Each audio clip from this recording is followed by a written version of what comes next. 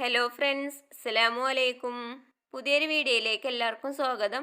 ഇന്ന് ഞാൻ വന്നിട്ടുള്ളത് നമ്മളെ വീട്ടിൽ എപ്പോഴും ഉണ്ടാകുന്ന കുറഞ്ഞ ചേരുവകൾ വെച്ചിട്ട് പെട്ടെന്ന് ഉണ്ടാക്കിയെടുക്കാൻ പറ്റുന്ന പലഹാരത്തിൻ്റെ റെസിപ്പിയുമായിട്ടാണ്. അപ്പോൾ നമുക്കിത് ഉണ്ടാക്കുന്നത് എങ്ങനെയെന്ന് നോക്കാം. പലഹാരം ഉണ്ടാക്കാനായിട്ട് 2 ഉരുളക്കിഴങ്ങ് തൊലിയൊക്കെ കളഞ്ഞെടുത്തിട്ടുണ്ട്. ഇനി ഇത് രണ്ടും ഗ്രേറ്റ് ചെയ്തെടുക്കുകയാണ്.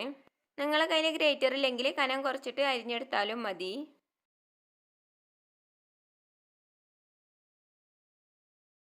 2 ഉരുളക്കിഴങ്ങും ഇതുപോലെ ഗ്രേറ്റ് ചെയ്തെടുത്തിട്ടുണ്ട്.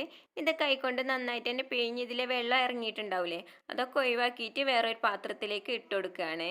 ഉരുളക്കിഴങ്ങിന് ഇറങ്ങിയ വെള്ളം മുഴുവനും പ്രസ് ചെയ്ത് ഒഴിവാക്കാഞ്ഞാൽ നമുക്ക് ശരിക്കും പലഹാരം ഉണ്ടാക്കിയെടുക്കാൻ പറ്റൂല. അതുകൊണ്ടാണ് കേട്ടോ അങ്ങനെ ചെയ്യണത്. മുഴുവൻ ഉരുളക്കിഴങ്ങിലെ വെള്ളം കൈകൊണ്ട് പ്രസ് ചെയ്ത് മാറ്റിയതിന് ശേഷം ഇതിലേക്ക് 3 സ്പൂൺ മൈദപ്പൊടി ഇട്ട് കൊടുക്കുകയാണ്. ഇതിലേക്ക് എരിവിന് ആവശ്യമായിട്ടുള്ള 1/2 സ്പൂൺ മുളക് പൊടിയും 1/4 സ്പൂൺ മഞ്ഞൾപ്പൊടിയും 1/2 സ്പൂൺ കുരുമുളക് പൊടിയും ആവശ്യത്തിനുള്ള ഉപ്പും കൂടെ ചേർത്ത് കൈവച്ചിട്ട് നന്നായിട്ട് തന്നെ കുഴച്ചെടുക്കുകയാണ്. ഇതിലേക്ക് വെള്ളം ചേർക്കേണ്ട ആവശ്യമൊന്നുമില്ല കേട്ടോ, ഇതിൽ തന്നെ വെള്ളം അങ്ങനെ ഉണ്ടായി വന്നോളും.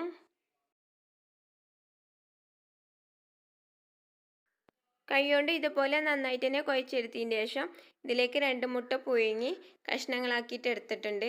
ഒരു മുട്ട ഞാൻ 3 കഷ്ണമാട്ടോ ആക്കിയിട്ടുള്ളത്. അപ്പോൾ നിങ്ങൾക്ക് എത്രയാണ് പലഹാരം വലിപ്പം വേണ്ടത് അതിനനുസരിച്ച് മുറിച്ചെടുക്കാം കേട്ടോ മുട്ട. ഇനി ഇതിൽ നിന്ന് കുറേശ്ശെ എടുത്തിട്ട് കയ്യിൽ വെച്ചിട്ട് ഇതുപോലെ ഒന്ന് പരത്തി കൊടുക്കുക. എന്നിട്ട് അതിൻ്റെ മുകളിലായിട്ട് പുഴുങ്ങി വെച്ച് മുട്ടയും കൂടെ വെച്ച് കൊടുത്തതിന് ശേഷം ഇതിൽ നിന്ന് കുറച്ചും കൂടെ എടുത്തിട്ട് ഈ മുട്ട നന്നായിട്ട് തന്നെ ഒന്ന് പൊതിഞ്ഞെടുക്കുകയാണ്.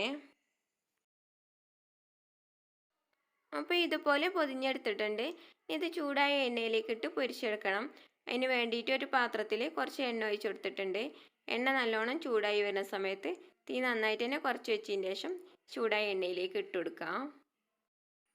ഇനി ഇത് തിരിച്ചു മറിച്ചിട്ടെടുത്ത് നല്ലൊരു കളറാകുന്ന വരെ പൊരിച്ചെടുക്കണം. അപ്പോൾ ഇത് നല്ലൊരു കളറായി വന്നിട്ടുണ്ട്. ഇത് എണ്ണയിൽ നിന്ന് കോരി മാറ്റാം.